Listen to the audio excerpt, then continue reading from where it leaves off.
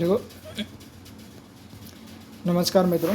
तो आज हमारे पास है BSc B.Ed पार्ट सेकंड 2022 का केमिस्ट्री का पेपर है। और केमिस्ट्री सेकंड है ये, ठीक है। ऑर्गेनिक केमिस्ट्री है, ठीक है। यहाँ पे इकाई फर्स्ट है, कुछ क्वेश्चन दिए हुए हैं यहाँ पे फर्स्ट यूनिट में। इसमें भी अथवा में दिए हुए फर्स्ट यूनिट में पहला क्वेश्चन है जिसमें ABC 3 है। सेकंड यूनिट में भी सेकंड क्वेश्चन में भी 3 है, A, B और C, ठीक है। अथवा में ये पहला क्वेश्चन है, ऑर्बिटल के संस्करण का क्या अर्थ है। उचित उदाहरण देते हुए sp3 और sp2 तथा sp संस्करण की विवेचना कीजिए, ठीक है। इसके अलावा दूसरा क्वेश्चन है, इसका B पार्ट है, एसिटिक अम्ल क्लोरो एसिटिक अम्ल से दुर्बल अम्ल क्यों है, ठीक है। इसका C पार्ट है, क्लेथ ग्रेट यौगिकों का वर्णन कीजिए। तो आशा करता हूँ ये तीनों क्वेश्चन आपको अच्छे से दिख रहे हैं और समझ आ जाएंगे, ठीक है। इनका अच्छे से आप तैयारी कर लीजिए, ये आपके एग्ज़ाम में आ सकते हैं। यहाँ पे सेकंड क्वेश्चन है जो अथवा में दिया हुआ है, क्रियाविधि अध्ययन के लिए गतिकीय और त्रिविम रासायनिक अध्ययन विधि का वर्णन कीजिए, ठीक है। इसके बाद यहाँ पे B है, कार्बन धनायन मध्यवर्ती पर टिप्पणी लिखिए। ये भी क्वेश्चन इंपॉर्टेंट हो सकता है।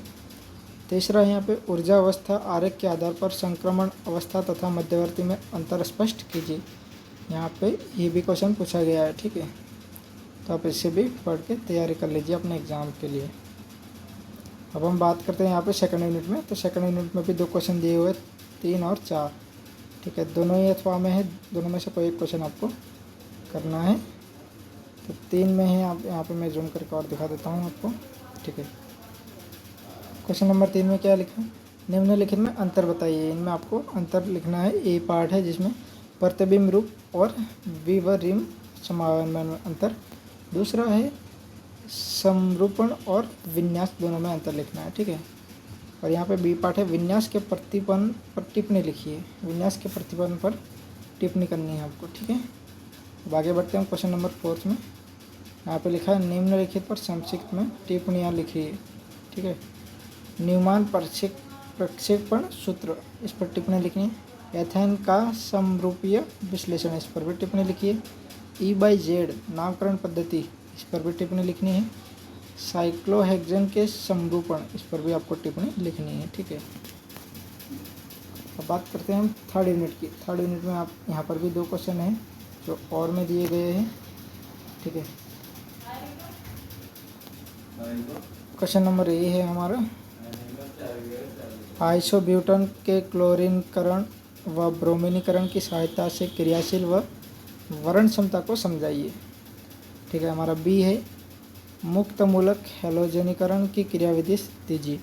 C है, एल्केन के विरचन की कोल्बे की विधि दीजिए, ठीक है। ये हमारा 5th क्वेश्चन में A, B और C तीनों है। अब इसका 6th क्वेश्चन है जो इसी के अथवा में है। इसमें A पार्ट है, अल्कोहलों के निर्जलीकरण की क्रियाविधि दीजिए, ठीक है। अल्कोहलों के निर्जलीकरण की क्रियाविधि दीजिए। इसका B पार्ट है, बेयर का विकृतिवाद सिद्धांत क्या है, इसका मतलब और सीमाएं दीजिए, ठीक है। इसका महत्व और सीमाएं दीजिए। इसके अलावा C है, इसमें सेट-जेफ नियम क्या है, उदाहरण देकर समझाइए, ठीक है। सेट-जेफ नियम को भी अच्छे से आप पढ़ लीजिए। अब आगे आता है हमारा यूनिट नंबर 4। क्वेश्चन नंबर 7 है जिसमें A पार्ट दिया गया है और यहाँ पर भी और में है, ठीक है। A और B है यहाँ पे, और में दूसरा 8वां क्वेश्चन दिया हुआ है।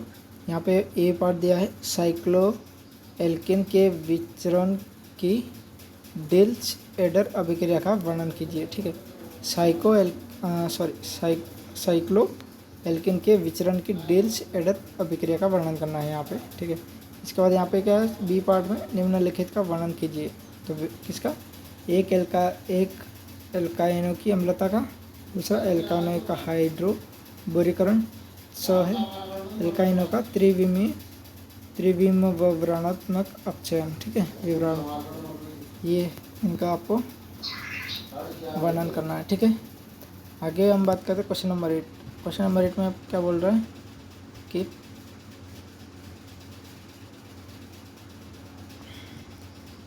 एरोमेटिकता को परिभाषित कीजिए। साइक्लोप्रोपेन धनायन, साइक्लोपेंटाडाइनिल ऋणायन और पिरोल में एरोमेटिकता की व्याख्या कीजिए। हकल का bracket 4n+2 bracket close into pi electron नियम क्या है। ठीक है, इस नियम को भी आपको पढ़ लेना है अच्छे से। ठीक है, अब आगे बढ़ते हैं हम यूनिट 5 में। यूनिट 5 में भी यहाँ पे लास्ट एक क्वेश्चन दिया हुआ, सॉरी 2 क्वेश्चन दिए हुए हैं और दोनों अथवा में है। ठीक है, दोनों में से कोई एक आपको करना रहता है, लेकिन आप क्वेश्चन सभी प्रिपेयर कर लीजिए तो आपके लिए बेहतर होगा। तो यहाँ पे क्वेश्चन नंबर 9 में है, निम्नलिखित पर टिप्पणी लिखिए। ठीक है, तो यहाँ पे एरोमेटिक इलेक्ट्रॉन स्नेही प्रतिस्थापन अभिक्रिया की क्रियाविधि। ठीक है, ब है बर्च अपचयन, स है ऑर्थोपेरा अनुपात, द है अभिविन्यास की कॉर्नर विधि। ठीक है, ये 4 है। अब आगे बढ़ते हैं हम क्वेश्चन नंबर अपना लास्ट है 10वां, जहाँ पे यहाँ पे ABC 3 दिए हुए हैं और आपको वो या तो ऊपर वाला करना है या नीचे वाला। ठीक है, 9वां या 10वां दोनों में से कोई। यहाँ पे क्या बोला, एल्किल हैलाइड की नाभिक स्नेही प्रतिस्थापन क्रियाविधि SN² एवं SN1 लिखिए। दोनों क्रियाविधियों में अंतर दीजिए। ठीक है, SN² और SN में क्रियाविधियों में अंतर देना है और उनको जो एल्किल हैलाइड की नाभिक स्नेही प्रतिस्थापन अभिक्रियाओं की जो क्रियाविधि है उनको भी आपको लिखना है। ठीक है, ब है यहाँ पे DDT का संश्लेषण तथा एक उपयोग भी लिखना है। ठीक है, इसका DDT का संश्लेषण तथा इसका उपयोग। अब आगे बात करते हैं हम C, नाभिक स्नेही प्रतिस्थापन अभिक्रिया के लिए एरिल हैलाइड एल्किल हैलाइड की तुलना में कम क्रियाशील क्यों है। ठीक है, ये अपना अंतिम क्वेश्चन था। ठीक है, तो इन सब क्वेश्चन को अच्छे से प्रिपेयर कर लीजिए गाइस, ये आपके लिए ही बेटर रहेगा। और MDO से मैं बहुत सारे पेपर उठा के देख लीजिए जहाँ पे रिपीटेड क्वेश्चन मिल रहे हैं। तो अगर आप इन क्वेश्चन को पढ़ते हैं तो आपके लिए ये बहुत ही आगे महत्वपूर्ण साबित हो सकते हैं। धन्यवाद दोस्तों, जय हिंद, जय भारत।